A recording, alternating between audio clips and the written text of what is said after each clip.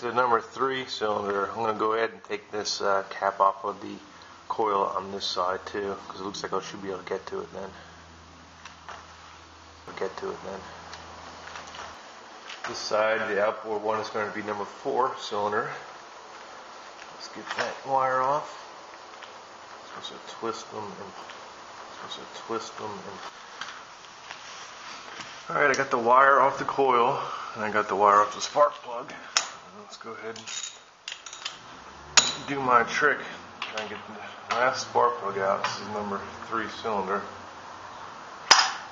That's not what I want to do, dropping it in there like that, but get some adapter on it.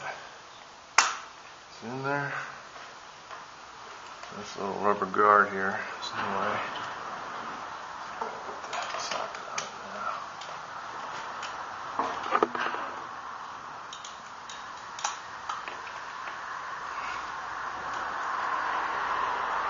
Just going the right way.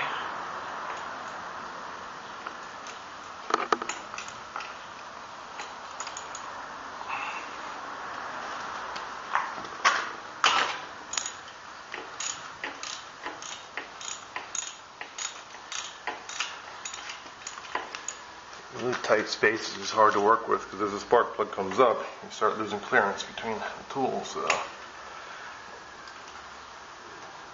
should be able to get it with my fingers now. Okay, it took me to the 3rd and final spark plug to come up with this brilliant idea. If you don't have the proper spark plug puller socket with a rubber that will grab it, and you don't feel like making multiple runs up the Pep Boys, use some spark plug wire, reseat it on there, and you can pull it right out. I can usually lower them in with this, but I just can't pull them out with it. Make sure to get one of these that can grab the end of the spark plug. They've all been gapped to 0.32 inches. Well, that's what they all were, so it's within range. I'm just going to put them in. Fired up. I don't think I set that in properly.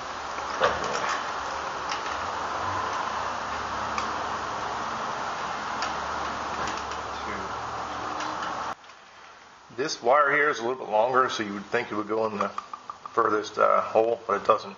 And I'm sure you'll notice the wires are labeled, so that's 3, so it's actually going in there.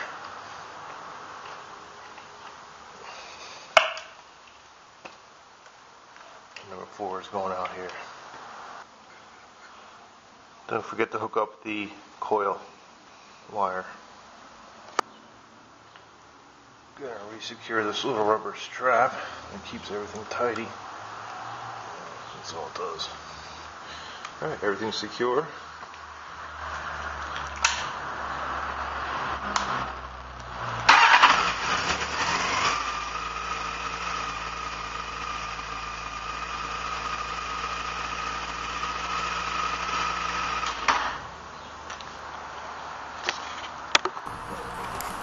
On the left side of the frame there's a peg where the radiator will slide into and it will hold it up. So do the left side, get it slid in there first, and then you can bolt the other 3 bolts onto it.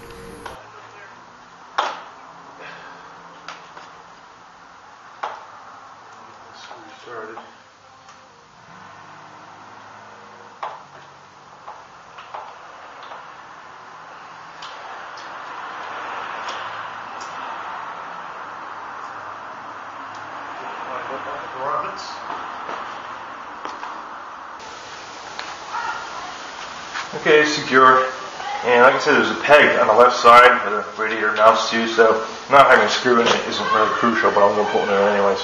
And don't forget to hook this wire up, or you will overheat in traffic. So worry about that. I've had trouble with this radiator before.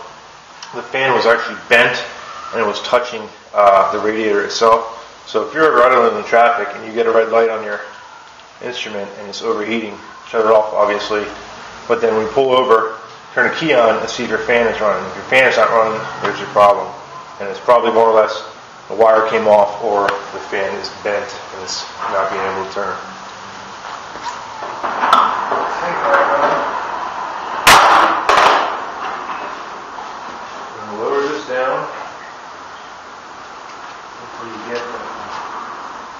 The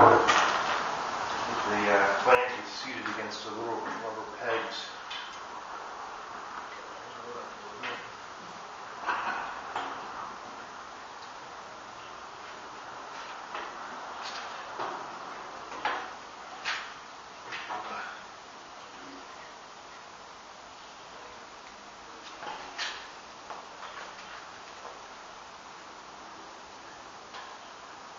Well, that's what you don't want to do. I pulled the fuel line off the petcock, and luckily this has the automatic fuel cutoff. And luckily that's the automatic fuel petcock. And by moving the tank around, I pulled this hose off of it, and that's your main hose that goes into your carburetors. And this little clip, it's not very tight, but I mean, it is where it is. Right now there's no tension on the hose, so it should be fine. The tank's on. I'm going to put the bolts back on the rear.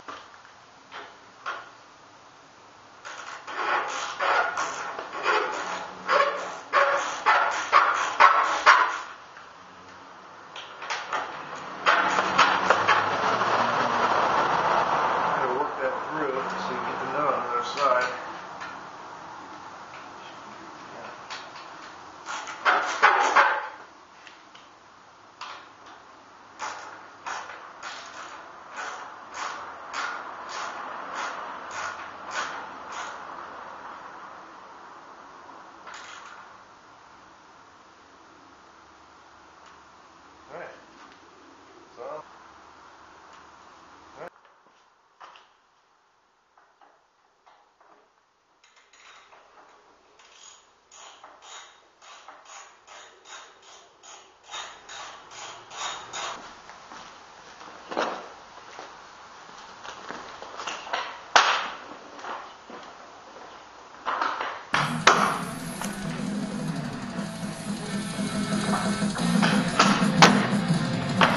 Okay, so it's complete, and for I guess the difficulty of level of the job, I would say it's a big pain in the ass. As you can see from the video, I took the countershaft sprocket off, the left rear set, and a chain guard, so I could really get the chain. Take that countershaft sprocket, the countershaft cover off, and you get a lot of gook out of there, which I'm sure the shop probably won't do. But everything's done, it's put back together, it runs great. Who is it?